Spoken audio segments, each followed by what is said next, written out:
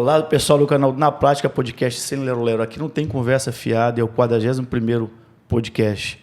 E hoje, nada mais do que uma pessoa que ela tem, na prática, teoria, uma esportista, mãe de dois meninos, esposa de um grande amigo meu, Rafael Biancardi. Um grande abraço para você, meu amigo. Hoje aqui eu vou apertar ela, tá? Ela vai na prática falar o que ela faz, o que ela... Teoria, prática, tudo. Deixa comigo. Emily Nicolini, fique à vontade, se apresenta aqui no Na Prática Podcast. Você é o 41º, está aqui porque você é fera. Fala pra gente um pouquinho quem é Emily, por favor. Primeiramente, é um prazer imenso. Obrigada aí pelo convite. Para mim é uma honra estar aqui, podendo contribuir com essa evolução do Na Prática, né? E meu nome é Emily Nicolini, sou treinadora de alta performance, sou de mãe de dois meninos, né? Duas crianças. Dois meninos não é fácil não, né? E uma menina, né? A Rebeca, o Noah e a Rebeca. Ah, são os dois. 7 anos e 1 ano e 2 meses ela está fazendo agora. E aí a gente está aí nessa jornada de buscando ser a nossa melhor versão, né? Tanto na prática como na teoria, ensinando, né? Várias pessoas que querem contribuir, evoluir também. E estamos aqui agora para poder fazer parte desse quadro aí. Então fala pra gente qual é, na realidade, o que a Emily faz na prática, no seu dia a dia, entre a sua profissão mesmo, a sua execução. Fala pra mim sobre isso daí. Então, vamos lá. Na prática mesmo é muitos papéis, né? Isso aí, porque ser mãe, duas filhas e tal, então conta pra mim essa rotina, porque também é desafiador, né? A gente tem que entender o papel da mulher, como mãe, né? E eu admiro muito a capacidade de vocês, mulheres, de poder fazer isso tudo. E eu fico mais curioso ainda quando alguém consegue ter capacidade de ainda conseguir multiplicar da forma que você está se propondo a fazer. Então, conta um pouquinho pra gente isso daí. Sim. Então, são vários papéis mesmo, né? E é um dilema até das mulheres saber quantos papéis, como gerir tudo isso, né? Mas hoje, na prática, eu, primeiramente, né? Cuido de mim mesma, né? Busco sempre cuidar de mim nas realizações de atividade física, sendo mãe, buscando ser a minha melhor versão para mim poder contribuir tanto na minha vida profissional mesmo, como na minha vida pessoal ali num todo, né? Então, hoje eu sou mãe, sou Emily, né? Sou empresária, junto com meu esposo, né? Na direção ali com a minha sogra também, Rosângela, direcionando, administrando a Dragão Móveis e Eletro. Sou treinadora de alta performance também, né? Com os meus treinamentos corporativos, no desenvolvimento profissional, sempre buscando auxiliar e desenvolver, tanto dentro da nossa empresa ali, como também no mundo corporativo, através dos treinamentos, a mentalidade e o comportamento das pessoas, porque eu acredito muito que todos nós podemos melhorar um pouco e viver uma vida abundante aqui, né? Então, para viver essa vida abundante, a gente precisa desenvolver. Até porque é bíblico, né? Exatamente. É bíblico e é para isso que nós vivemos, isso, né? Aí. Nascemos e vivemos. E aí eu busco isso tanto na minha vida, isso sempre foi muito latente dentro de mim, né? De buscar isso, então por isso que eu tento viver intensamente, plenamente em todos os pilares da minha vida, na minha vida profissional, na minha vida Emily, né, nos meus sonhos, no meu fazer, nos meus afazeres, como mãe, esposa, e por aí a gente vai tentando ter essa vida melhor. Então vamos lá, já vou lançar a primeira perguntinha aqui que vai te apertar um pouquinho, mas eu sei que você é competente demais para responder. Vamos lá. Você aceitaria receber uma crítica construtiva de alguém que não construiu nada? Porque, vamos lá, vamos estratificar a pergunta. Por muitas vezes, os nossos negócios no dia a dia, você está empreendendo, fazendo alguma coisa, e a pessoa vira para você, se fosse eu faria assim. Aí você olha para o lado e fala, o que essa pessoa está falando para mim?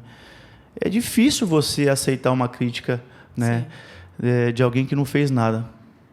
Fala para a gente sobre isso. Então, isso aí é algo que aconteceu muito comigo na minha transição de carreira, né? Eu também sou advogada, advoguei por 6 anos, já está indo para o 7º ano, né? Ano que vem, que eu estou nessa jornada de desenvolvimento profissional. Coach, treinador de alta performance, né? Então, lá no início, principalmente, após essa transição de carreira, houve muita essa crítica construtiva de quem nunca viveu aquilo que está querendo falar, né? E aí, a pergunta é se eu aceito isso. eu aceito, porque eu não vou recrutar com a pessoa, né? Eu entendo que é a pessoa e tá tudo bem se ela quer fazer. Eu aceito, mas eu não vou digerir aquela informação. Você filtra. Isso aí. Eu vou aceitar, tudo bem, você quer falar, eu tô aqui para receber. Mas essa informação vai ficar num quadro aqui. Pode ser que eu pegue ela um momento e utilize, pode ser que não, mas eu não vou trazer para mim, para me paralisar, sabe? Por exemplo, quando eu comecei a gravar vídeo na internet. Lá há 5 anos atrás. Então eu recebi de uma pessoa: Emily, você já viu que você pisca muito? Eu falo sempre isso nos meus treinamentos. Você pisca muito quando você grava vídeo. Vai procurar saber. Talvez é alguma coisa da PNL ou alguma coisa nesse sentido. E aí eu pensei comigo: poxa, eu nunca vi essa pessoa gravando um stories, nunca vi ela fazendo um vídeo. E eu falei: eu estou no começo. O começo é assim mesmo. Para começar, eu vou ser experiente daqui a um tempo, né? E aí eu deixei aquela pessoa, recebi, tudo bem, falei: beleza, tá bom, vou procurar. E continuei a minha jornada, sem colocar peso na informação dela. E outras vezes também, né? Então, se eu aceito, eu aceito. Um dia pode ser que aquela ocasião me refletiu alguma coisa? Pode, mas eu não peso na minha balança uma crítica construtiva de quem nunca construiu nada, ou talvez não construiu aquilo que ela está querendo dizer. Não quer dizer que aquela pessoa não é uma pessoa boa ou de alta performance, mas o que ela está falando, talvez ela não tenha... propriedade, enfim, é o achismo dela, é isso o que ela aí. pensa, é a forma que ela enxerga as coisas. O que você faz diferente dos demais para justificar o nome de coach? Assim, o que você acha? Porque existe esse preconceito, vamos falar assim, né? Porque devido à quantidade de pessoas que na prática só falam e não faz. E aí, como você tem esse título, né, de desenvolvedora de alta performance, também lá no final entra como coach, fala para mim, o que te faz diferente assim? Então, até quando eu sempre vou me apresentar, né, em algum evento, ou vou dar palestra em alguma empresa, as pessoas perguntam sempre assim: Emily, qual a sua titularidade? Né? Eu te perguntei no início aqui agora, porque como que eu vou falar aqui, entendeu? Exatamente, é coach, não é? Hoje, lá no início, para te falar a verdade, lá no início eu me segurava bem, eu não gostava por causa dessa questão mesmo, né? Que lá era até hoje, né, se fala assim... bem e mal do coach, mas eu abro um parênteses aqui para falar que toda profissão, quando eu advogava também, tinha aquele advogado que é melhor nem falar com a sua advogada, e tinha aquele advogado que me dava titularidade para ser, né? E o coach é a mesma coisa, toda profissão vai ter. Mas, enfim, o coach hoje, quando a pessoa me pergunta: você quer me colocar ali como coach? Tá tudo bem. Por quê? Porque hoje eu dou resultado. Então, o que fala por mim são os meus resultados. A minha vida cotidiana, o que eu faço, o meu vender é a minha prática, né? É o meu dia a dia. Então, hoje eu não me importo tanto em me titularizar como coach, né? Mas confesso que lá no início, até mesmo com algumas mentorias que eu fiz, né, no início, para compreender como fazer essa transição de carreira bem... houve um aconselhamento: Emily, tira essa parte de coach para que você entre no mercado, porque senão às vezes realmente a pessoa vai falar assim: não, é coach, então eu não quero nem ouvir ela. Então deixa a pessoa me ouvir, depois ela me chama de coach, de treinadora, de... Mas o que você acha que faz banalizar tanto isso? Porque o preconceito é muito grande disso. O que faz existir esse preconceito tão acentuado assim por parte do empresário, por parte das pessoas? Sim. Acredito eu, e com muita certeza, assim, eu digo, né, até, que é simplesmente o prometer muitas coisas rápidas, né? Prometer uma vida de miojo, né? 3 minutos você vai conseguir mudar, vai virar chave, vai fazer bater 1 milhão em tanto tempo, ou então vai criar um hábito de forma rápida. E também falar muito... E quando a pessoa vai ver na vida cotidiana, tem uns desafios. Não quer dizer que o coach... o terapeuta, o psicólogo, né? Um mentor financeiro vai ser a pessoa que nunca vai falhar naquela área. Somos pessoas, né? Só que tem que ser feito, tem que ter uma congruência com o dizer e a prática, né? E o fazer. Tem que ter uma congruência. Então, às vezes, falta muito essa congruência, né? Do que fala, do que faz, e também do prometer uma coisa muito rápida que, na verdade, não é. A gente está falando de mudança de comportamento, de desenvolvimento, de mudança de mentalidade que não é do dia para a noite, né? Sim. E falando então de um nível nacional aqui, vamos trazer um pouquinho para a política. Né? Nós estamos vivendo aqui um Pablo Marçal, coach, ex-coach, político, né? Disputando a Prefeitura de São Paulo. E a gente tem visto, né? Ele fala dos mundos cortes, enfim, né? É a ferramenta que ele usa para se promover. Você acha que hoje ele é mais empresário ou é coach? Ou é político? Então, é uma pergunta aí que... É boa, hein? Que é boa, né? De se discutir. É isso aí. Então, eu até assim, né? Criar uma polêmica aqui, já que... Para a gente se posicionar, né? Isso. Quanto a isso, a minha visão, desde o início, quando o Pablo Marçal veio, né? Porque eu já tô nessa busca, né? Por desenvolvimento e buscando especializações. Há 5 anos, 6 anos vai fazer nessa jornada. Então, quando ele lá iniciou a jornada dele mais de coach, assim, de forma mais oficialmente, né? Lógico que ele tem anos e anos disso, né? Mas oficialmente na rede social, que veio a pandemia que trouxe muita gente visualizar, né? Muitos treinadores, coaches e outras profissões. Enfim, eu já sempre vi ele muito como um político, né? Para mim, ele é muito expert, muito inteligente, não tiro essa expertise dele, nem o conhecimento dele. Ele fala muito bem. Muito bem, né? E pensa muito rápido. Pensa muito rápido. Ele é, assim, muito comunicador, influenciador mesmo, né?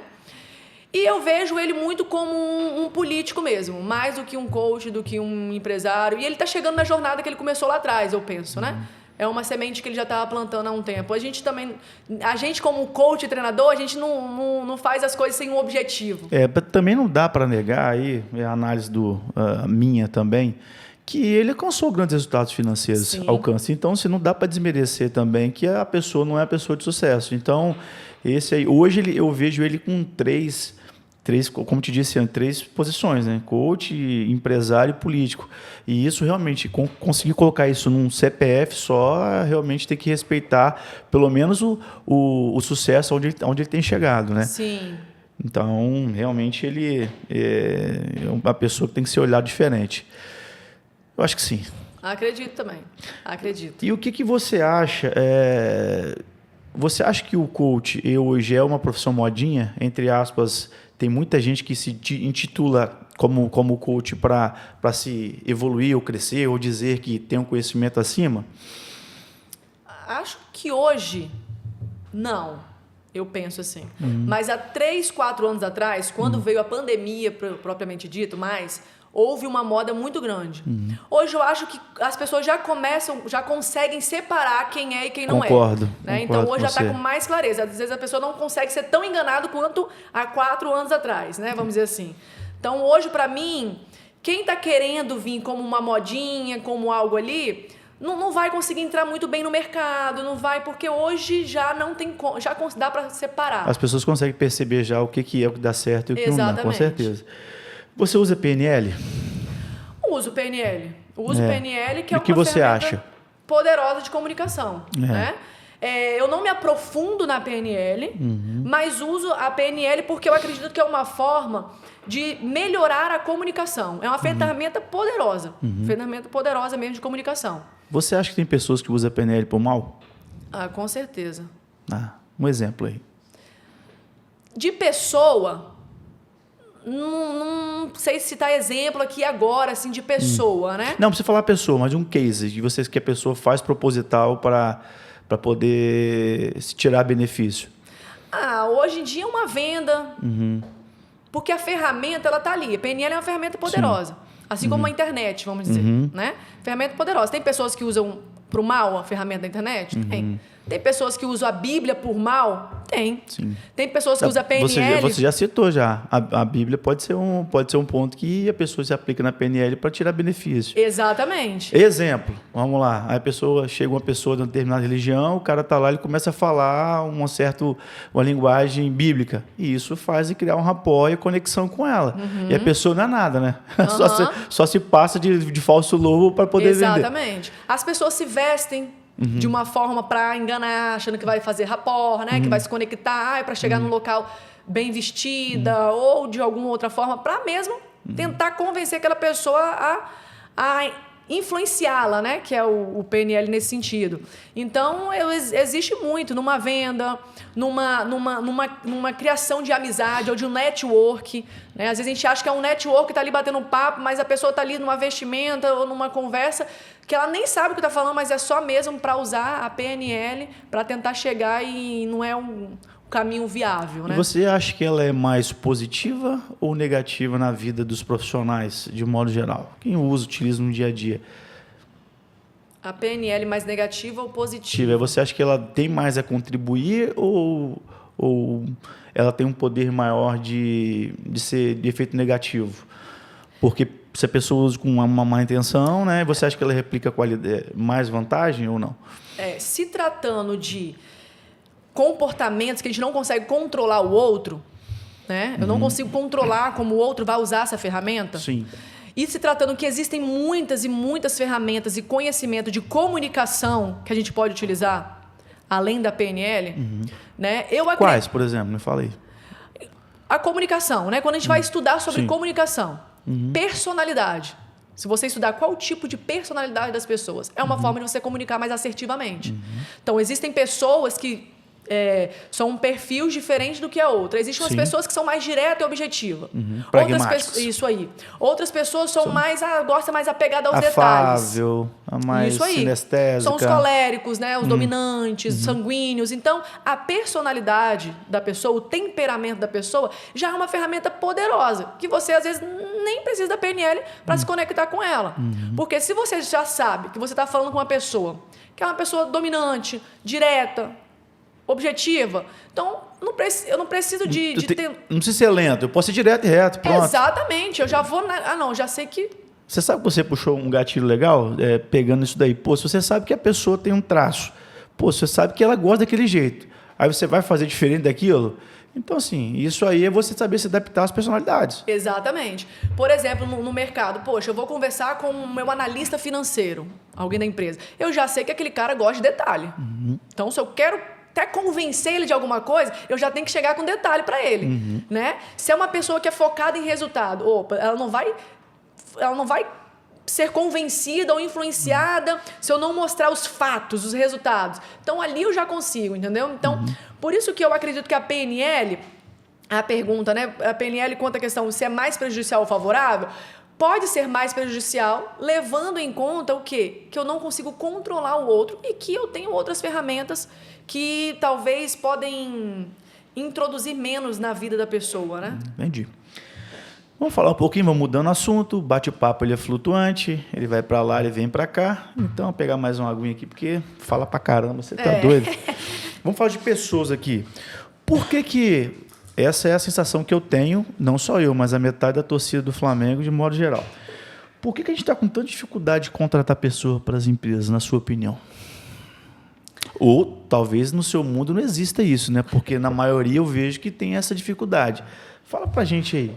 Dificuldade grande, né? E é grande, mesmo. porque vocês têm praticamente 6 lojas, né? Localizadas na região toda de Linhares. Eu estava conversando com o Rafael esses dias, falou, Jefferson, bicho, mudei a estrutura, estou precisando de logística, então assim, eu estou dividindo isso com você porque está dentro de casa, né? Então, me fala aí, então. Sim, antes mesmo de eu chegar aqui, eu estava fazendo entrevistas para poder contratar, que a gente está na pega aí tentando contratar alguns cargos que está desafiador, né? Mesmo conseguindo, não está fácil não. Mas... Repete a pergunta para mim. Vamos lá. Por que estamos cada vez com mais dificuldade de contratar pessoas, principalmente a nossa região aqui, norte do estado do Espírito Santo? Claro, mas eu estou falando aqui, mas se você roda o Brasil inteiro, as dificuldades são as mesmas. Sim.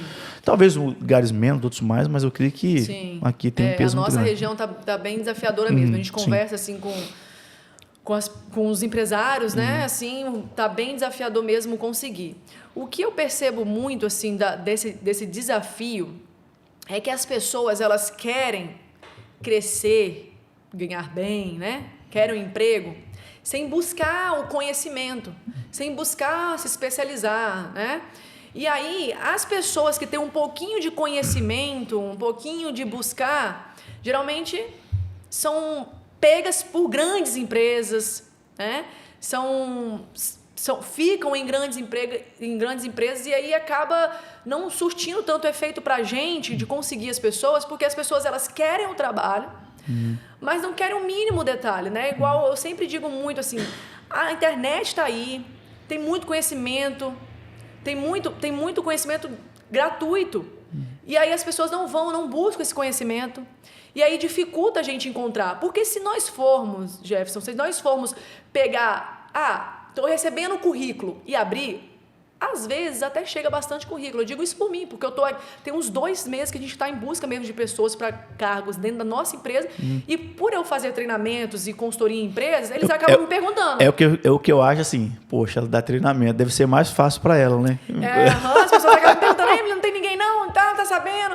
Tem alguém que está precisando. Nem para mim, né? Exatamente. Aí eu falei assim, gente, tá desafiador. Por quê? Chega esse currículo. Só que o currículo, assim, ou você faz uma entrevista, a pessoa muito crua, sabe? Não buscou um conhecimento, não buscou algo na internet, ou é um primeiro emprego. E aí, às vezes, o mercado não quer pegar, não está tendo tempo para ensinar essa pessoa. Mas se você... Aí, ok. Nós estamos falando... tem a escassez de pessoas, né? Um pouco mais de oferta. O desafio para a empresa grande também elas pegam mais pessoas, mas elas precisam de mais pessoas, também é desafiador. Mas você não acha que a gente tem vivido uma geração de pessoas mais fracas? Sim. Menos resiliente. Isso. Querem crescer muito rápido. Eu sempre digo isso muito para os meus colaboradores. Eu falo assim, gente, tem que criar raiz. Ninguém cresce do dia para a noite. A pessoa entra na empresa, a outra ofereceu R$150, ela que já cai para outra porque... E aí, são, assim, mentalmente fracas.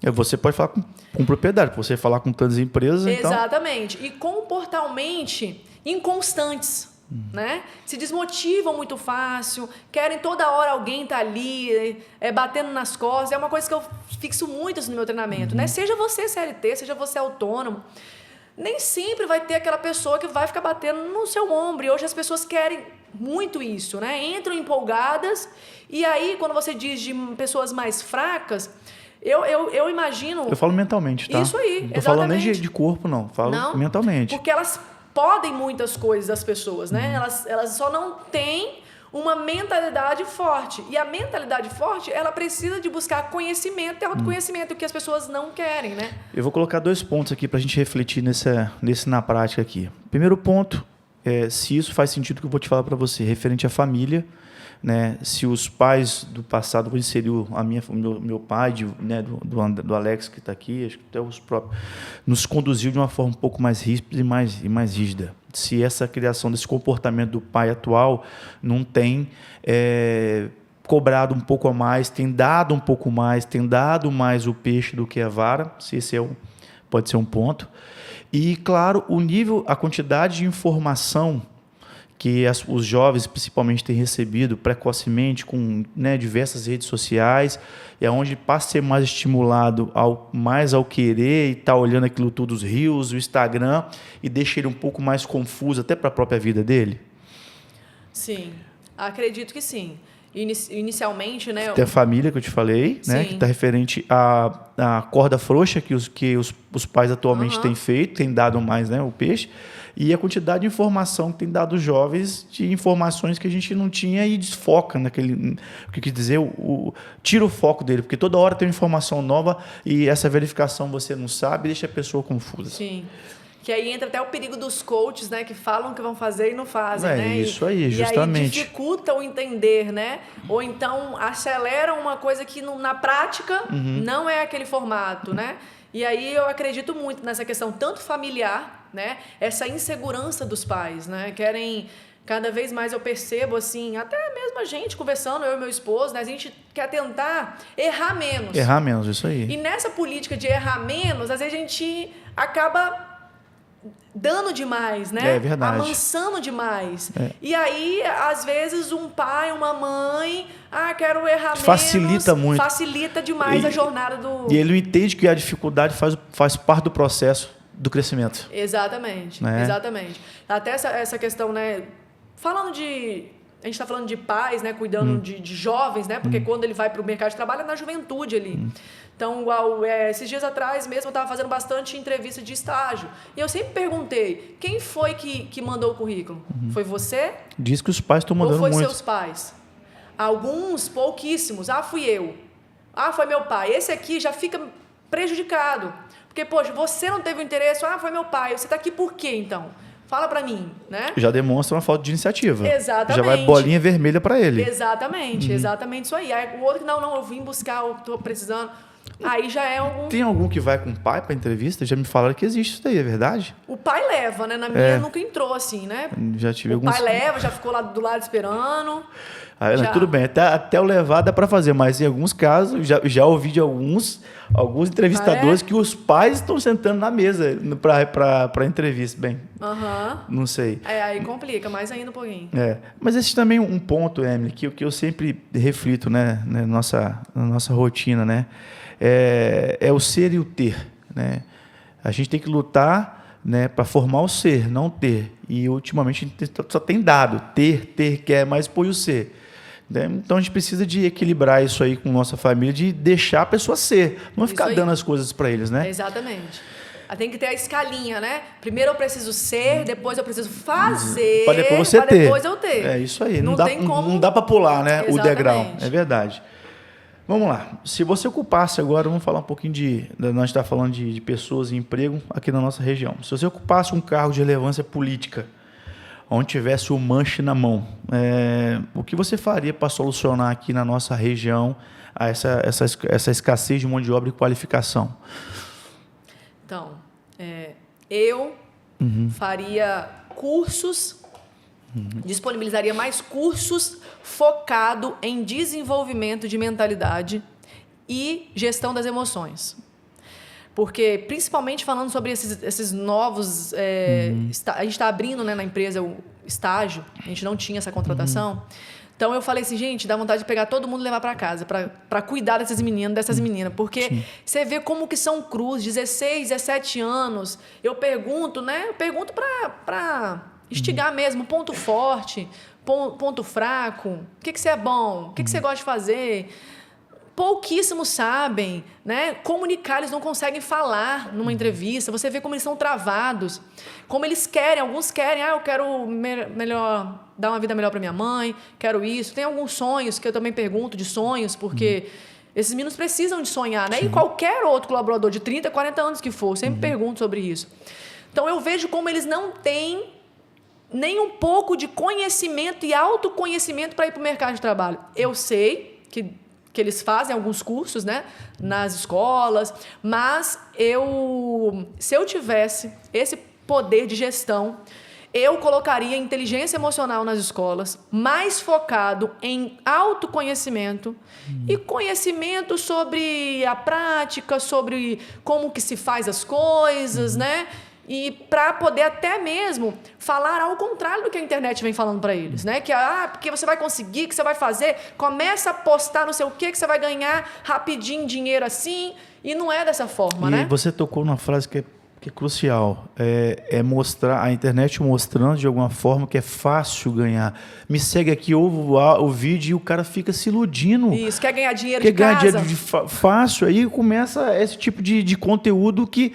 E tem razão, gestões das emoções é importante, mas o cara tem que despertar.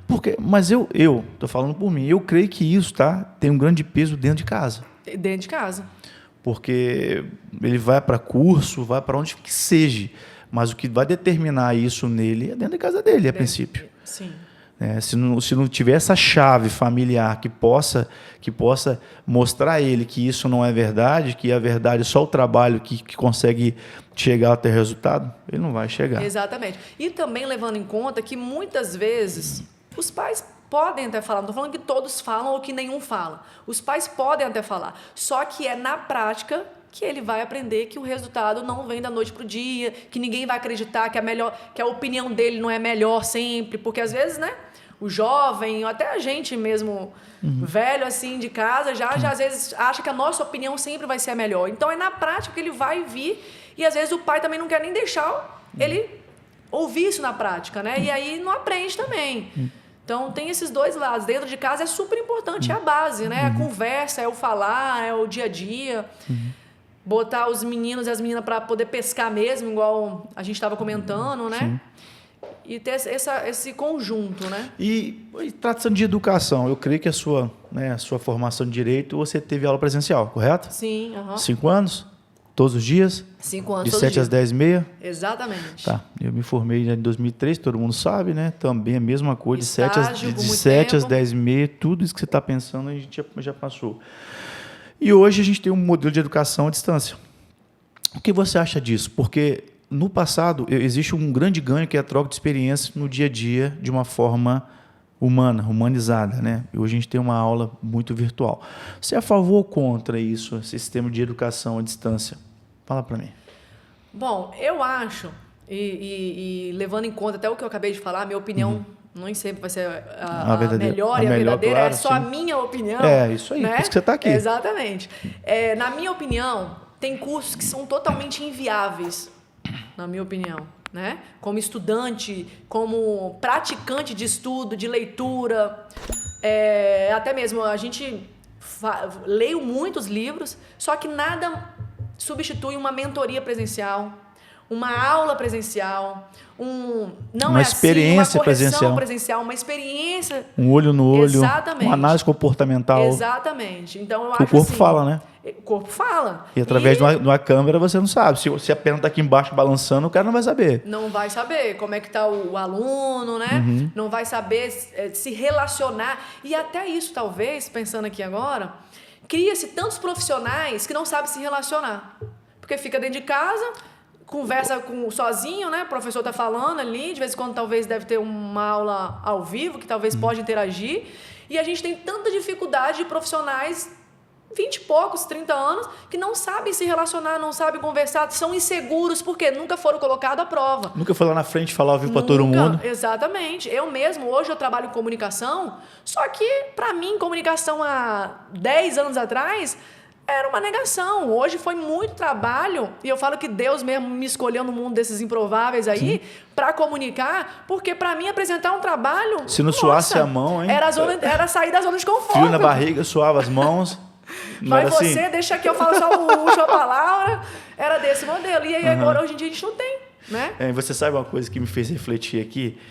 Quantas confusões no grupo do WhatsApp tem porque você bota uma frase e a frase não demonstra o que você está falando, porque você pode até mandar um áudio, mas quantas vezes que eu já fui mal interpretado numa frase, um dizer, e a pessoa já, nossa, você foi muito grosso. Porque um digital não demonstra a emoção de você estar pessoalmente, você estar de olho no olho. Então, vem reforçando isso que a gente estava falando aqui, entendeu? Sim, com certeza. Palavras não têm emoções. Né? A pessoa vai interpretar como ela está ali naquele outro lado da telinha, né? Até colocar os emojis agora para poder, né, você fazer quebrar um pouquinho, mas mesmo assim, né, eu creio que ainda não é a mesma coisa. Eu também. Eu sou muito adepto às coisas presenciais, às tempestades de ideias, essas discussões. Existem assuntos que você vai falar na parte emotiva, afetiva, que você vai dividir. Você não quer um celular amigo, você quer um ombro amigo, né? Então, muitas pessoas, às vezes, vai essa falta de comunicação presencial é uma das coisas que eu tenho refletido constantemente. Talvez até um momento da gente pensar até que ponto a educação virou somente um mercado, né? Não uma educação mesmo. Porque realmente, eu tenho conversado com algumas pessoas, eles têm alguns professores que eu tenho, né, pedagogos, formadores de opinião, que realmente, em muitos casos, a educação virou negócio. Né? E o conceito a gente sabe que a educação, ela, junto com a família, ela é formar uma pessoa. Então, uma parte fica por conta da escola e outra parte fica por conta da escola e um pouco da família. E a gente tem que... Aí eu vou deixar até dizer que eu sou fã de professor. Eu acho que professor, ele tinha que ganhar tão bem como outras profissões, porque antes de você ter sido médico, antes de você ter sido um advogado ou qualquer outra profissão, alguém te ensinou. Sim. Então, se não houver um processo de valorização na educação, o país não cresce. Um professor não pode ganhar R$ 1.800 para trabalhar 6 horas, ganhar R$ 3 mil por mês. É um absurdo. É preciso repensar sobre isso. Com certeza, concordo plenamente, porque o professor estudou anos e anos para vir ali na sala e apresentar e acelerar o processo do Brasil, do mundo, né? Para capacitar essas pessoas, é peça fundamental. E respeitar eles. Vamos lá. Como você mede a alta performance da sua equipe, tanto nos seus treinamentos como na sua empresa? Como é que você mede isso? Vamos lá. Na minha equipe, na minha empresa, né? Ou na sua empresa e nos seus treinamentos. Porque você mede ela por número dentro da sua empresa. Existem várias formas de você medir performance. Não dá para falar que é só com números, né? Porque tem coisas que são intangíveis. Né? E tem dentro dos seus treinamentos. Como é que você usa isso? Então, eu uso muito a avaliação de desempenho, não só no papel, no visual mesmo, né? Incitando em comportamentos que eu penso ser favoráveis para o mercado de trabalho, né? Aplicando a minha empresa e aplicando ao estudo do mercado de trabalho mesmo. Sim. Aplicando a todas as empresas. O que são comportamentos ali que geram performance, gera resultado? Então, se eu vejo um colaborador tendo esse tipo de comportamento, para mim, eu nivelo a alta performance dele, eu nivelo o desenvolvimento e o desempenho dele. Números, sim, lógico, né? Toda empresa é feita para lucrar e a gente precisa de lucrar, né? Mas se ele me demonstra comportamentos como proatividade, automotivação, fazer sem que a pessoa fique toda hora, vamos lá, vamos bater meta, tá disposto, né? Tá buscando aprender. Então, falta, abstenção. Com certeza, atestado, né? Esses atestados agora, né? Que às vezes é muito atestado. Então, falta é um nivelamento. Comprometimento com o horário, chegar atrasado. Pô, você chega atrasado. Esses dias eu falei na reunião matinal de segunda-feira. Eu falei assim, gente, se segunda-feira você chega atrasado, então você já perdeu a semana, né? Já perdeu a semana, já está falando para você, poxa, vamos correr porque a gente já está perdendo. Nossa mente já está entendendo o nosso comportamento. Concordo. Né? Então, chegar atrasado é um ponto também que gera muito desempenho quanto a isso. Falta e outros comportamentos que eu acabo gerando numa cultura, através de uma cultura minha de treinadora de alta performance, né? Como bases que geram comportamentos que geram alta performance, eu acabo introduzindo numa avaliação, né? Se aquele time está em performance, se aquela pessoa está em performance. E aí, dentro desses comportamentos. Inclusive a autorresponsabilidade, né? Porque, para mim, é uma das bases principais para se gerar pessoas de alta performance e time de alta performance. Tem que ser pessoas que têm autorresponsabilidade, bater no peito, assumir fui eu que fiz, fui eu que errei, no sentido de não é acusar, não, foi você. Não, foi o nosso time. Beleza, mas vamos lá, vem aqui, seja responsável e vamos melhorar. Ou então, não, essa é a minha meta, esse é o meu objetivo, é isso aqui que eu quero conquistar, então eu vou ser responsável de fazer o que precisa ser feito para chegar lá. Nesse sentido também que a gente acaba avaliando. E não tem jeito, avaliar desempenho e criar um time de alta performance tá no dia a dia, para você ver isso. Porque somente uma avaliação, mensalmente vão sentar aqui na frente e vão te avaliar. É o dia a dia. São comportamentos que a gente vai vendo no colaborador, né? Vai ajustando todas essas questões. O feedback também é uma ferramenta interessantíssima para avaliação de... E agora vamos para o outro lado também, porque a gente tem que ser justo, né? Você acha que grande parte das empresas também, elas não pecam em não desenvolver, às vezes plano de cargos e salários, elas não desenvolverem o direcionamento claro da empresa, elas não erram em não desenvolver o plano de cargos e salários, né? Você olhar aquele talento e não ter aquela leitura, poxa, esse cara está aqui, mas ele poderia jogar do outro lado. Você não acha que isso também existe uma grande parcela de culpa por conta das empresas? Com certeza, acredito sim. Acredito sim que existe essa falta de clareza com o time, com o colaborador, né? Eu já estive em empresas dando consultoria que quase se perdeu colaboradores porque o colaborador estava desejando, né, num bate-papo, na conversa que eu acompanhava ele, estava desejando crescer no cargo. E o empresário, o proprietário, estava desejando crescer ele daqui a uns meses, só que ele estava totalmente desmotivado, porque ele não sabia dessa intenção. Então, se não há essa comunicação de que não, eu tenho essa intenção de fazer isso com você, através de um feedback, poxa, estou vendo que você está indo bem, está precisando de melhorar isso, né? Eu avalio essa questão, viso isso para você, vamos juntos seguir nesse processo aqui, nesse plano, né? Que a gente vai chegar lá, você acaba desmotivando um colaborador, às vezes perdendo ele. Mas aí quando a gente alinha essa comunicação, não, então tá jóia, não, eu gosto muito de ficar aqui, eu quero isso, era isso que eu queria, mas às vezes não há essa clareza, tanto de uma possível promoção, Porque o gestor fica, não, eu quero promover fulano daqui a 2 meses. E o cara está querendo isso tem 6 meses. Então, você nem sabe, se você não conversa com ele, você não sabe que ele está desmotivado ou o que ele está desejando. E se você tivesse que ir dentro de uma empresa, né? Eu gosto muito de fazer analogias, tá? No futebol você tem um olheiro. O goleiro vai lá, tem a peneira, vai lá e seleciona o atleta, né? O jogador mirim lá. Quem seria o responsável? Né? O dono está lá pilotando o avião. Não dá para ele servir o cafezinho, o serviço que a aeromoça faz. Estou falando, claro, que existem diversos níveis de empresa, médio, grande e tal. Quem você acha que deveria ter esse cuidado? Se você tivesse que desenvolver uma função, alguém... Porque a gente precisa trazer, na prática, a solução. Né? Na sua opinião, como fazer para equilibrar isso dentro da empresa? Tipo um retentor de talentos, como que eu faço isso para reter o talento, para perceber esse comportamento? Porque, cara, você precisa que alguém olhe, né? E a gente sabe que quando o cara é empresário no Brasil, ele tem funções, ele não é mais só empresário, ele tem um olhar holístico sobre todo o sistema. Sim. Então, quem seria essa peça dentro do jogo de xadrez? Então, aí eu acredito que são cenários que devem se avaliar também de cada rotina de empresa. Né? Tem líderes, gerentes, né? Tirando ali gerente, tirando o gestor mesmo, a liderança gestor e o CEO, tem gerentes que conseguiriam fazer essa visualização. Porque eu acredito que se você capacita um gerente seu, desenvolve um gerente seu, ele consegue sim ter uma visão de pessoas. Porque isso é visão de pessoas, né? É saber pessoas certas no lugar certo. Porque às vezes a gente tem uma pessoa certa no lugar errado, não vai gerar o resultado que a gente quer. Não resolve nada. Então, um líder, ele precisa saber utilizar as pessoas certas no lugar certo. Sim. Né? Precisa ter essa expertise.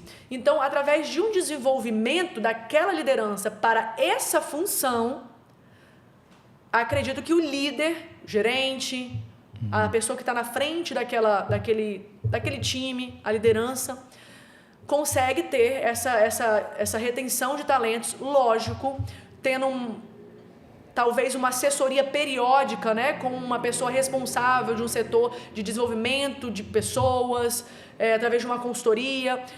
Porque eu vejo, Jefferson, eu não gosto da consultoria vitalícia. Né? Sim. Porque eu gosto da eu sempre prezo muito com até meu time, um time auto-independente. Concordo com você. Então, eu mesmo sendo, né, dando consultoria em empresas, sendo treinadora de empresa, eu não consigo ver isso para 2 anos, para 1 ano, porque senão eu estou ali sendo mais um colaborador, né? Mais na folha de pagamento dessa pessoa. Então, eu preciso desenvolver quem vai cuidar disso enquanto eu não estiver lá. Você tem que desenvolver um multiplicador. Exatamente. É esse cara. Isso aí. Então, eu acredito muito que o desenvolvimento de liderança aplicado, Emily, eu preciso desenvolver essa liderança aqui para compreender melhor as pessoas, porque é um assunto delicado. Sim. Né? Não é pegar o líder, eu quero que você entenda de pessoas aí. Não, você precisa capacitar ele para essa função, porque são pessoas que geram a empresa, que fazem acontecer. Então, eu acredito que se tiver um líder que seja capacitado para isso, através de uma assessoria, através de um desenvolvimento, ele consegue, sim, ter essa expertise mínima de pessoas, né? E aí, lógico, ele pode levar para um setor mais desenvolvente, que às vezes tem empresas que não tem um RH específico, né? Se tem um RH, vai ter alguém lá dentro daquele RH que vai poder ter essa expertise quanto a isso, né? Mas tem empresas que não tem como ter um RH, não tem uma estrutura tão grande para ter um RH. Porque às vezes a empresa tem 3, 4 funcionários, mas acaba sendo Exatamente. quase uma empresa pequena, né? Pequena no aspecto poucas pessoas, né? Exatamente. Comparado de 2, 3 mil pessoas. Então, você vai criando os degraus de acordo com o tamanho da sua empresa, né? Isso aí. E Então, quanto maior, mais RH, não tem jeito, né? Mais pessoas para cuidar, não tem jeito. Exatamente. E aí, somente a pessoa mesmo conhecendo de pessoas, né? Tendo esse desenvolvimento. Beleza. Eu te fiz uma pergunta lá atrás sobre se nós temos uma geração fraca, né? E talvez pode ser... Eu acho que não é redundante, mas por que você acha que as pessoas desistem facilmente? Eu estou fazendo uma associação à pergunta lá atrás, né? Por que elas desistem, cara, facilmente? Acredito que muitas pessoas desistem facilmente porque elas não sabem realmente o que elas querem. Quando você não sabe onde você quer chegar, qualquer lugar serve. E quando você sabe o que você quer de fato, não, eu quero isso, pode aparecer muitas coisas qualquer porquê, qualquer gigante vai ser pequeno diante do que você sabe, o que você realmente quer. E além de saber o que realmente quer, você precisa saber o tempo que realmente vai ser necessário para isso. O tempo da jornada. Exatamente. Que às vezes a Você pessoa está disposto a pagar por esse tempo? O meu objetivo é esse, são 5 anos. Tudo bem? Tudo bem. Porque às vezes a pessoa, o meu objetivo é esse, eu quero conquistar em 6 meses. Não. Então você vai desistir, porque você vai ver que 6 meses não vai ter chegado, desistiu. Então é saber. Acredito que as pessoas não sabem o que realmente querem, quanto tempo isso vai levar e o que eu vou ter que fazer para chegar lá. Porque não basta saber o que eu quero. É o que eu vou ter que fazer para chegar lá. Eu estou disposto a fazer todas essas tarefas? Estou disposto a acordar todo dia às 5 horas da manhã? Estou disposto a estudar de madrugada? Nós, atletas, nós sabemos, né? Que é o que a gente levanta. Exatamente. Estou disposto a sair da minha zona de conforto, levar umas pedradas ou qualquer outra coisa que for ter dentro dessa jornada. Então, quando a pessoa começa a escrever isso aí, não, realmente, eu quero isso. Então, e tem que escrever, né? Você tem que botar no papel, na folha, eu quero fazer, escrever, e deixar fixado na porta do guarda-roupa. Cabeça. Não, cabeça é para guardar momentos e emoções, tá? O resto, papel que você escreve suas metas, não tem jeito. E aí as pessoas acabam desistindo muito facilmente. Facilmente, talvez eu nem usaria, porque cada um sabe do seu limite, da sua dor. Mas acabam desistindo de uma coisa que ela poderia conseguir. Tem pessoas... Todo mundo pode mais. Exatamente. Todo mundo pode mais. Basta você se dedicar o tempo que você precisa para aquilo que você quer. E fazer o que precisa ser feito para chegar lá. Justamente, é isso aí. O que é sucesso para você? Bom, sucesso para mim é ter uma vida equilibradamente abundante. De que forma? Sucesso para mim é, primeiro, agradar com os meus comportamentos, com a minha pessoa, a Jesus, estar seguindo os princípios dele, as bases dele. Sucesso para mim é ter uma família feliz, é conseguir dar tempo para minha família, é conseguir ter um lar de paz, de prosperidade em todas as áreas, emocional, financeira, na minha saúde. Então, quando eu deito no meu travesseiro e falo, cara, eu estou vivendo uma vida plenamente abundante, sem problemas? Não. Sem desafios? Não. Brigando, estressando, às vezes dando um grito, que mãe às vezes dá um grito mesmo.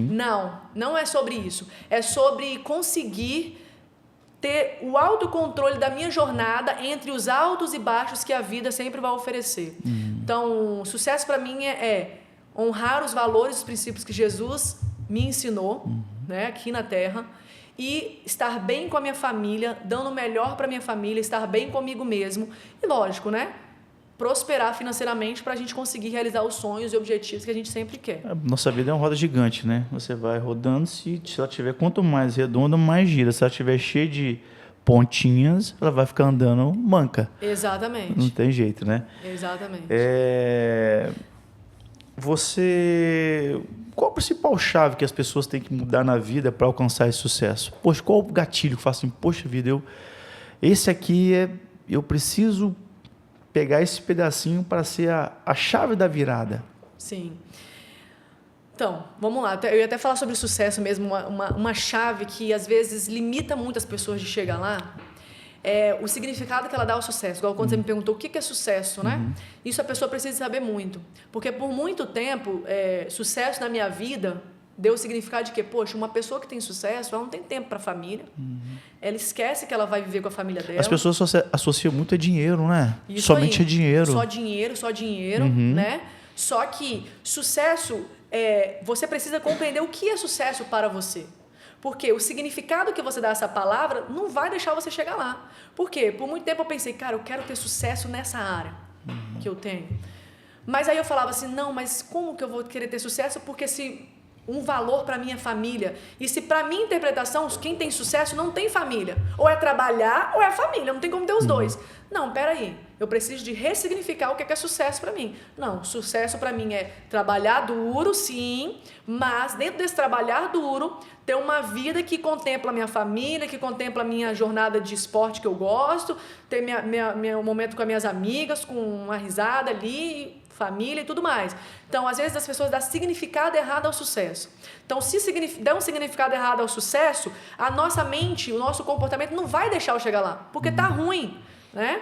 É igual praticar uma atividade física. Às vezes a pessoa dá nossa, é muito ruim correr. É péssimo se alimentar. O seu corpo não vai querer que você faça nada ruim. Então, mudar o significado ao sucesso e compreender quais são os seus valores na vida. Porque às vezes a gente escala uma jornada muito grande, eu quero muito conquistar isso. E só vê isso. E aí quando você chega lá, você tem um vazio dentro de você. Por quê? O valor fé, Deus talvez ficou perdido, família ficou perdido.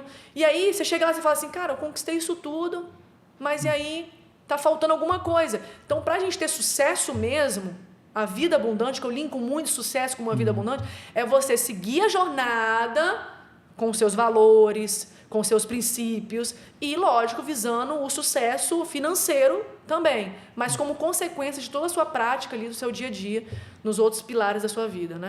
Vou te jogar agora uma apertadinha aqui. As águias sempre voam mais alto, correto? E elas estão predispostas a andar mais sozinhas, porque o alto é mais difícil. Eu sempre digo que o fácil todo mundo faz. O difícil, que é o desafiador, e é lá que estão as melhores recompensas da vida. Mas se a gente anda só, se você voa mais alto, você acha que você não anda sozinho? Sim. É mais desafiador? Você Mais vai ter menos desafiador. pessoas menos do seu lado? Sim.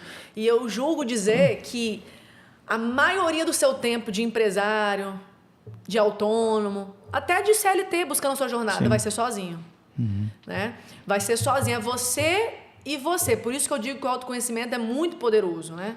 O autoconhecimento, buscar a sua identidade ali, quem é você, do que você é capaz, a sua fé em Deus. Porque a maioria dos seus tempos mais decididos ali vai ser você e você. Né? Então, eu até falo que lá no início da minha transição carreira, teve um momento da minha vida, depois de 1 ano e meio já na jornada, Rafael, meu esposo, mesmo falou assim, não, acabou, não quero mais saber disso, não vou mais, vamos mudar, já não está dando certo, você não está conseguindo, né, trazer resultado financeiro e tudo mais. E aí eu precisei confiar em mim mesmo. Né? Então, não, peraí, eu vou acreditar em mim mesmo e vou. Então, a maioria das nossas decisões vai ser os voos sozinhos. Assim. E como é que faz para andar com águia? Para andar com águia? É. Você tem que ser uma, né? Você tem que ser uma, tem que ter comportamento de águia. Né? E tem até uma questão também, assim, finge até se tornar. Né? O fingir até se tornar, tem pessoas que falam assim, mas eu vou fingir que sou uma pessoa que talvez entra até na técnica do PNL, eu vou fingir que sou uma pessoa... Não, você vai fingir para você se tornar no que sentido? No sentido benéfico, né? De você... Incorporar um artista. Exatamente. Poxa, eu quero ser igual um fulano, eu quero estar no meio daquela roda de conversa. Pô, esteja ali, se prepare para isso, né? Busque isso. Porque os voos sempre vai...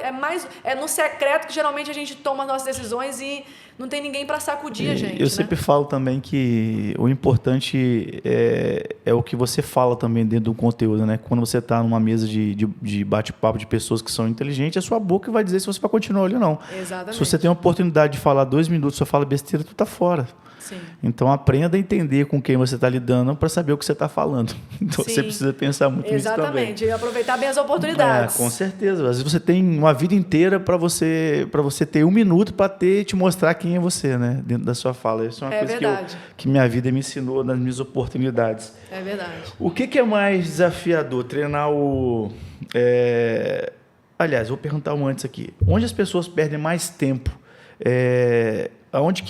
Como que a empresa pode perder menos tempo com aquela pessoa errada? Qual é a fase? Poxa, eu contratei uma pessoa, eu preciso de... Pô, não vai dar certo. Onde que você acha que esse time de dias, meses, momento... Como que eu descubro isso mais rápido dentro da empresa, no seu ponto de vista? Sim. Então, primeiramente, eu sou assim, né? Mesmo olhando para a minha empresa, eu sempre defendo a questão do treinamento, né? Do desenvolver aquela pessoa. Então, se eu estou desenvolvendo aquela pessoa, ou seja, se eu estou junto com ela ali, dando um suporte para ela aprender, acredito que 1 mês você consegue saber. O período de experiência, 3 meses, né? 90 dias. Mas, 45 mais 45.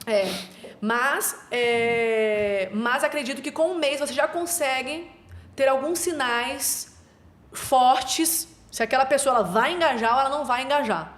Principalmente através de um diálogo, né? De feedback nesse momento. E aí, como é que tá? Tá achando? Vamos dizer então que os primeiros, para falar em CLT, os 45 dias primeiros é o momento ápice para você Sim. Passou pelo primeiro crivo, aí tem a questão também, tem que relevar também a adaptação da pessoa ao ambiente. Exatamente. A pessoa, às vezes, você pode ter uma boa entrevista, mas a pessoa não está gostando do clima, Sim. ou tem alguma pessoa aqui do lado que, né, que não tem adaptação, né, humana dentro do local de trabalho. E vale lembrar que você, por exemplo, você tem 5 funcionários, 10, 15, 20 ou 2, você colocou uma pessoa desconhecida ali. Então, ela tem que se soltar, né? Verdade. Então, por isso que cada vez mais, estando alguém perto dela ali, treinando, perguntando, conversando, ela vai soltar mais rápido. É até importante também as pessoas que acolhem a pessoa, né? Aí vem a questão do processo de receber as pessoas que estão chegando, Isso né? aí, verdade. Aquela equipe está preparada para receber mais um colega? Isso aí. Aí que entra aquele processo Isso de aí. que você vai treinando as pessoas que estão ao seu redor, né? Exatamente, dá esse suporte, porque tem gente que às vezes, que já está na empresa, quando recebe, já... Até porque às vezes é instinto, ele pode entender que é uma ameaça, né? Isso aí, dentro do espaço de exatamente por causa trabalho. disso. Então, quem não se garante fica com medo, né? Aham. Então, é um fator que eu acho que pesa. Onde é mais desafiador treinar? Operacional, tático ou estratégico, na sua opinião? É mais desafiador, cara. Mais desafiador. Te perdendo um monte de pergunta aqui hoje também, rapaz. Operacional. Mas tático ou estratégico? Olha, estratégico, hoje, estratégico eu acredito que seja um campo um pouco mais fácil. O operacional é muita mudança de comportamento rápida que a gente precisa, né? Você entrou na empresa agora, você tem que mudar rápido o seu comportamento, se adaptar rápido, né? Até mesmo pela nivelidade, pelo nível de prática que um estratégico vai aplicar, né? E um operacional, o prático às vezes já se requer um tempo de estudo, um tempo de time maior para aquilo, para o conhecer toda a demanda, né? Então, por ser um curto prazo de tempo de mudança, o operacional ele precisa ser mais rápido aplicado, mais rápido gerar resultado, mais rápido acontecer as coisas mais rápido no operacional. Então, acredito que ali precisa-se de um cuidado maior para que a gente consiga essa mudança mais rápida. Complementando, eu concordo com você. Existem 2 fatores que eu vou complementar. Eu acho que a gente está bem sintonizado nisso. É que o cara do estratégico, ele já passou por alguma fase, ele tem mais maturidade e ele consegue enxergar um pouco mais essa mudança. E existe o desafio do operacional, que é o turnover, que é o cara, como você falou, é o tempo, o cara entra e sai e coloca, né? Existe a questão da estabilidade econômica, como você disse, qualquer R$150 o cara está trocando, porque a pessoa que ganha R$1.000, R$2.000, R$3.000, como você fala em R$300 no orçamento, é 10% da renda dele, ele fica nivelado a uma zona de risco financeiro, qualquer instabilidade para ele altera. Então, eu acho que realmente o operacional, às vezes você contrata pessoas que não são do negócio, você tem que treinar ela porque o mercado está pedindo, tem que, né, operar algum tipo de máquina. Então, realmente faz sentido o que você falou. O operacional realmente pode ser mais desafiador. É um desafio maior porque precisa de mais atenção rápida, né? Sim, é verdade. Que é a porta lá. E burnout. Como que você tem visto isso dentro das empresas aí? O pessoal que estresse das empresas passando, como que você tem enxergado que isso está ascendente, está equilibrado, tem aumentado? O que você acha que pode ser feito para melhorar isso? Fala pra gente. Então, eu quase entrei, né? Há uns 3 anos atrás. Caramba, eu tô falando na prática com você aqui então, né? Na prática mesmo. Quando eu fiz toda a transição, né, antes de falar sobre o que pode ser, né, quando eu fiz toda a transição para treinamento de empresas, eu acabei trabalhando muito viajando para dar treinamentos em empresas, né? Colatina, São Mateus, Cachoeiro, Bahia, muitas viagens durante a semana.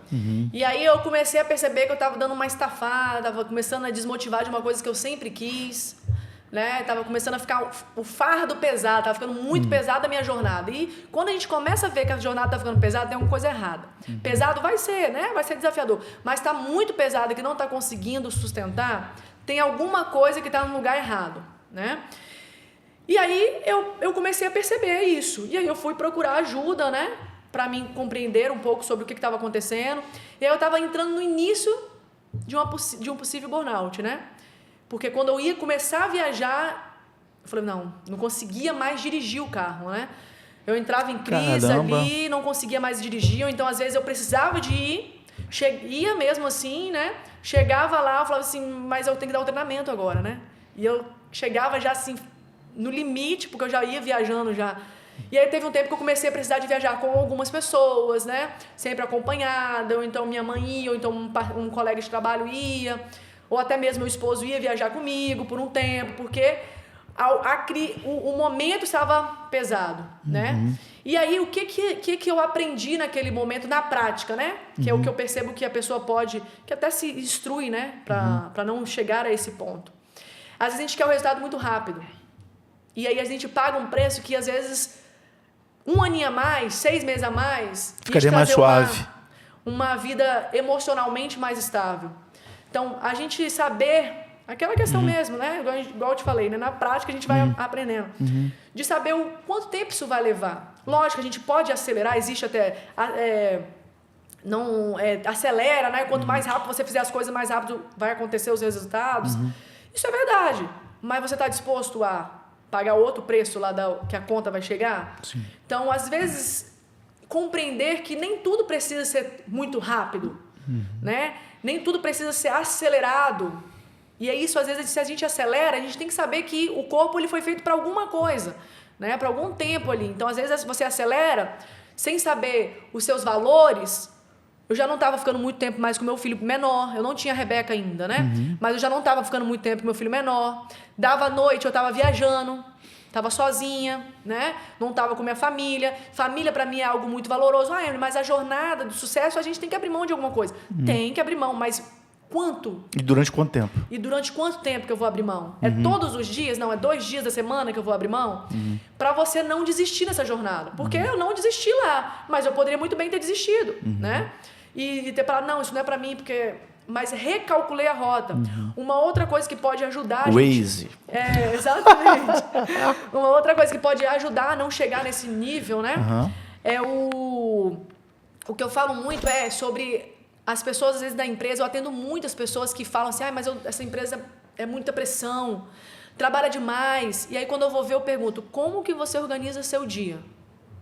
Sua semana, na cabeça. Só pegando isso daí, você não acha que às vezes as pessoas vêm também com uma carga emocional dentro de casa e ela fica acumulativa dentro da empresa e aumenta o peso? Sim, com certeza.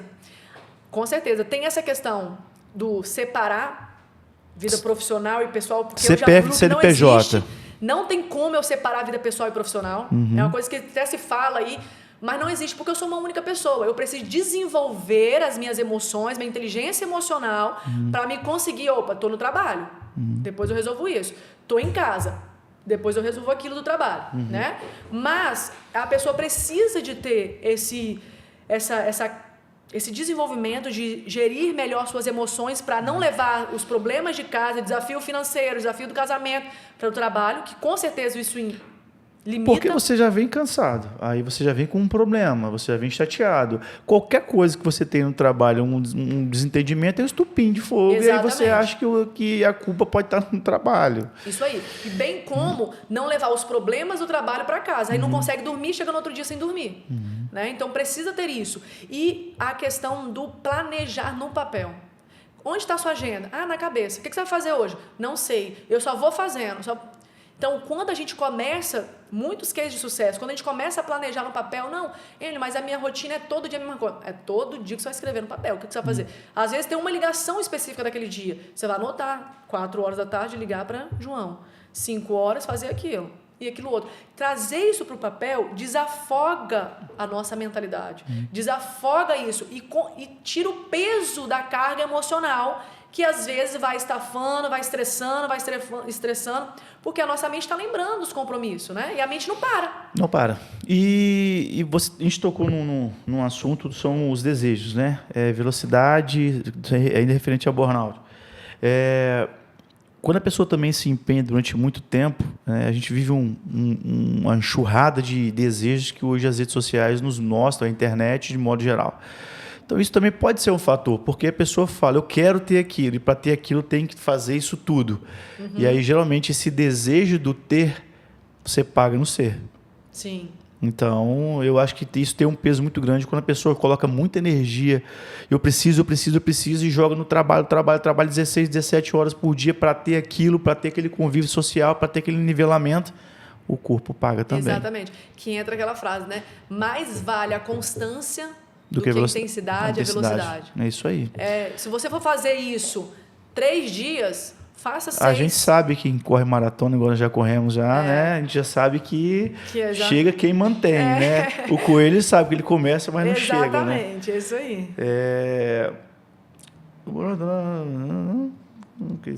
Me fala qual foi o seu maior case de sucesso dentro das empresas que você desenvolveu? Fala, pô, isso aqui foi... Fala para mim. Então,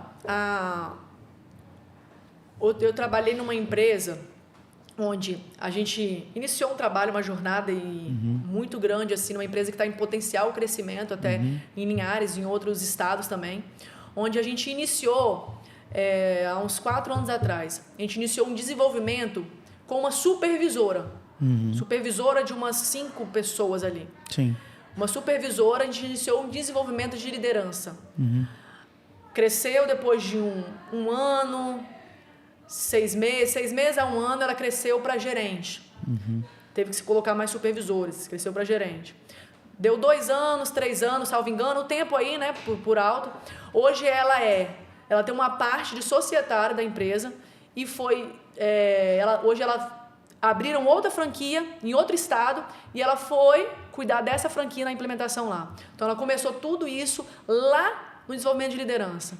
E aí a gente visando toda essa questão de sonhos, de objetivos. A CEO, né? Viu um potencial nela e falou assim, Emily, eu quero que você desenvolva ela para ser gerente. Eu sinto isso aqui nela que ela precisa melhorar. A gente desenvolveu, passou para gerente, depois de gerente, hoje ela traçou aí, depois de gerente ela foi supervisora de outros gerentes, né? Cresceu bastante aqui em Linhares. E esse ano, ou salvo engano, ano passado, ela cresceu para um nível de participação ritmo societária. de participação societária em outro estado. E me fala para você algum erro que você se arrependeu em ter feito na sua jornada aí. Poxa, eu acho que eu poderia ter sido melhor. Não vou falar erro não, mas algo que você poderia ter sido melhor assim. Poxa, eu talvez teria buscado um outro caminho. Ninguém só acerta. Sim. Então, eu acho que erro que eu poderia ter feito, acredito que eu poderia ter sido mais constante e menos intensa. Até por causa do burnout também. Sim. Né? Isso tudo vale porque eu já sou uma pessoa intensa. Tudo que eu faço, eu coloco intensidade. Então, existem pessoas que eu preciso falar, coloca intensidade. Tem outras pessoas que eu falo, coloca constância. Porque cada um ponderando, né? É até aquela questão de que eu falo, pega pesado com você. Só que existem pessoas que já pegam pesado demais. Então, aprende a pegar leve com você. E tem pessoas que pegam leve demais, a gente aprende a pegar pesado demais. Mas, enfim, o que eu mudaria, talvez, é um pouco da intensidade. Né? Talvez tendo um plano mais amplo, não, vai ser assim, vai ser tanto tempo para me chegar nesses meus objetivos. Então, manter uma constância... Eu sempre mantive muito constância, né? Mas a intensidade sempre estava bem prevalecendo junto. Então, a intensidade, talvez eu diminuiria um pouco, sim. Pode ser que tenha a oportunidade, foi naquele momento? Foi. Mas eu diminuiria a intensidade, tanto que é o que eu diminuí há uns 2 anos. Eu diminui bastante a intensidade, né? Tanto que até ano passado eu fazia consultorias ainda em empresas. Ficava 3, 6 meses na empresa. Hoje eu já não faço muito consultoria em empresas. Eu faço mais treinamentos corporativos. Então eu diminuiria um pouco a intensidade ali, visando a longo prazo um pouco. Igual às vezes a gente quer as coisas muito a curto prazo. E isso eu já sabia mentalmente, né? Só que tem coisa que a gente aprende só na prática. Só na prática mesmo. Por isso que o nome é na prática. E me fala assim, quem é para você uma referência de sucesso? Referência de sucesso hoje, para mim? Na prática. Na teórica, não. Na prática mesmo. Pô, esse cara é uma referência para mim. Na prática, falando de... Quando eu falo referência de sucesso, eu olho muito para o comportamento da pessoa, para os resultados dela, para o cotidiano dela a respeito da minha base, né? Do que eu entendo de sucesso. Para mim é isso. Primeira pessoa de sucesso para mim, referência em tudo, sempre vai ser Jesus. Aprender o melhor liderança, melhor tudo vai ser sempre Jesus a ensinar na prática mesmo, né? Hoje ele não está aqui vivendo, mas a prática está lá na Bíblia, né? Hoje, para mim, uma grande referência também na minha jornada profissional, né? Joel J, para mim, é uma grande referência para mim de uma pessoa de case de sucesso mesmo, assim, uma pessoa que teve várias jornadas de altos e baixos, de pedrada também, e hoje ele para mim é uma grande referência de case de sucesso. Thiago Brunet também. Thiago Brunet também para mim são pessoas referências para mim ali. São pessoas que eu já fiz até mentoria individual, mentoria presencial com eles, né? Então eles para mim assim, visando meu profissional. Eles são empreendedores? São empreendedores. Natos. São empreendedores para mim assim. Thiago Brunet e Joel J são duas referências que me lembram aqui agora, que eu diria. O que você acha que separa uma pessoa de sucesso a um cara que trabalha duro? Porque tem um cara que só trabalha, e o cara de sucesso, ele consegue trabalhar e ter sucesso. Qual é o divisor de água disso aí? Então, Joel J mesmo fala, né, que trabalhar duro não é fazer esforço o tempo inteiro. Né? Sim. Então, eu começo a dividir nesse sentido. Então, para me olhar uma pessoa de sucesso, não é uma pessoa que trabalha o tempo inteiro. É uma pessoa que ela consegue ter tempo com a família, ter tempo com ela mesma, cuidando dela, né? Cuidando da empresa dela, trabalhando duro, sim, né? Trabalhando duro, sim, seja madrugada, seja passada a noite, seja o que for. Só que ela consegue viver contemplando a sua vida espiritual, sua vida familiar, sua vida por si também. Nesse sentido, para mim, eu consigo separar a pessoa que só quer trabalhar duro e pegar pesado, né? Tá certo. Uma frase de sucesso que você carrega, curta, como você fala, essa é a frase que eu levo para minha vida o tempo inteiro. Uma frase de sucesso que eu levo para minha vida o tempo inteiro. Seja forte e corajoso. Foi eu que te ordenei. Porque eu tenho até tatuado aqui em mim, né? Então, porque eu acredito que na nossa jornada, ela sempre vai ter os altos e baixos. Vai prevalecer mais quem conseguir se manter no alto depois de recuperar daquele alto e baixo, né? As aflições, as circunstâncias sempre vai haver. E a jornada vai ser essa mesmo, não vai ser fácil. A gente precisa ser forte e corajoso. Porque não adianta eu só ser forte, eu sou forte, mas você vai lá e faz. Você vai lá e rompe ali seu limitador, ou dá a cara. Isso é coragem. Só o exemplo arrasta. Isso aí. Exemplo arrasta, isso é coragem. Então, e não adianta eu só ter coragem, um corajoso desmotivado, sem saber para onde vai, sem saber o que está fazendo. Qualquer lugar serve. Então, eu acredito muito nessa frase bíblica mesmo, nesse versículo bíblico, que diz que seja forte e corajoso. Para mim, é um norteador nos meus momentos assim. Emily, passamos 1h10, 1h15 no nosso podcast, nosso bate-papo. Está aí o meu parceirão Alex, sempre acompanhando aqui por trás das câmeras. Eu queria deixar aqui agora as conclusões para você falar do nosso bate-papo, né? Eu creio que tem muita coisa que vai agregar bastante aí. Te disse anteriormente que eu creio que você tem, né, as fases que fazia sentido estar no nosso bate-papo, que é teoria, prática, treinamento, atleta, né, vontade, força. Queria abrir esse microfone no final, já está aberto desde 20 horas atrás, para fazer suas devidas conclusões sobre o nosso bate-papo na prática. Deixa o seu recado aí, para a gente finalizar. Então, o meu recado que eu, na oportunidade aqui deixar, né? Sim. É que a gente precisa de acreditar mais na gente mesmo, né? A gente pode realizar coisas que a gente nem imagina, né? Por falta de conhecimento ou de autoconhecimento. Então, hoje eu vejo que as pessoas nós precisamos cada vez mais buscar esse conhecimento e autoconhecimento. Porque a partir desse conhecer a si mesmo, a gente vai conseguir romper com muitos limitadores, porque todos nós nascemos para isso. Viver uma vida abundante. Uma vida abundante está disponível para todo mundo. Só que por que nem todo mundo vive uma vida abundante? Você sabe por que nem todo mundo vive uma vida abundante? Mas agora você me pegou, né? Porque nem todo mundo quer pagar o preço de viver a vida abundante. Então, e o pagar o preço requer muito de nós. E saber quem somos, para que estamos aqui, para onde vamos, né? Isso vai trazer para a gente muito sucesso, muito conquistar aquilo que a gente quer. Né? Então, que você aí que está ouvindo, né? Assistindo na prática podcast, que busque isso. acreditar mais em si. Mas acreditar mais em si é se conhecer. Igual a gente fala assim, poxa, você confia em fulano? Você só vai confiar em fulano se você tiver relacionamento com ele. E a gente quer confiar mais na gente sem se relacionar com a gente mesmo, sem conhecer a si autoconhecimento. mesmo. Exatamente. E buscar o conhecimento, a verdadeira identidade mesmo que nós somos, e buscar o conhecimento sem medo. E se tiver medo, não vai com medo mesmo não, porque eu também não gosto dessa frase. Busca entender o porquê desse medo. Busca o conhecimento e autoconhecimento e vai em busca dos seus objetivos e seus sonhos, que a vida abundante é para todo mundo mesmo. Deixar um recado para alguém em especial? Agradecer aí meu esposo, né, Rafael, por sempre estar... Gente boa. Nós temos uma história, você sabe, nós temos uma história. Depois te conto os bastidores. Se ele não te contou, mas não, depois te falo. Depois te falo. Ele não me contou, não. Mas eu quero agradecer aí minha família por sempre me apoiar nessa jornada aí que a gente vem vivendo, que a família é o alicerce de tudo, né? Ramon, fera, hein? Meu irmão também, que sempre vem com aquele mesmo recadinho de sempre. Tijolo após tijolo, né? E é desse modelo mesmo que a gente maravilhoso, tem Ramon. que colocar na jornada. 10. Renzo, minha mãe, todo mundo aí, meus filhos são prazer imenso viver para eles, né? A gente busca tudo isso, no final das contas, é para que a família mesmo, a gente deixa o legado, né? Verdade. Não somente a prosperidade, mas que a gente deixa um legado de como a gente deve se viver. A gente vai errar muito, né, nessa nossa jornada. Mas que a gente busque, quando errar, acertar rápido e não errar de novo e buscar melhorar sempre. É verdade. Emily, passou aqui um tema, eu não costumo voltar atrás não, mas é uma coisa que eu acho relevante dentro das pessoas que querem atingir sucesso.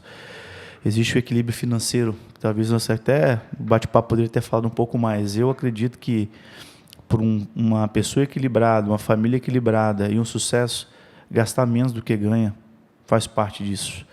Então, dentro dessa engrenagem da roda, da catraca, da bicicleta, esse dente não pode faltar. Não. Se você gastar menos do que você ganha, isso é algo que as pessoas têm que refletir sobre isso. Isso aí. É muito importante e relevante. Muito importante, que senão pode ser um grande limitador do seu Com certeza. Né? E isso faz com que você tenha que acelerar algumas vezes e o problema está em você mesmo. Gastar mais do que você ganha. Isso sempre eu carrego dentro dos meus bate-papos, reuniões, treinamentos que eu passo para todo mundo. Primordial.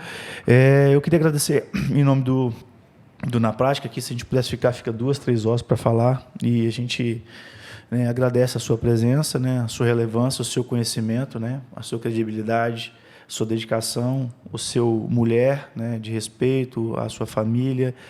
O pessoal que tem seguido a gente tem aumentado bastante o número de seguidores, a gente tem conseguido atingir as pessoas que a gente tem através do nome Na Prática, porque a gente quer trazer isso no nosso dia a dia, é trazer conhecimento, é trazer relevância. Eu não tenho patrocinador, eu tenho um trabalho gigante por trás aqui, é um trabalho voluntário.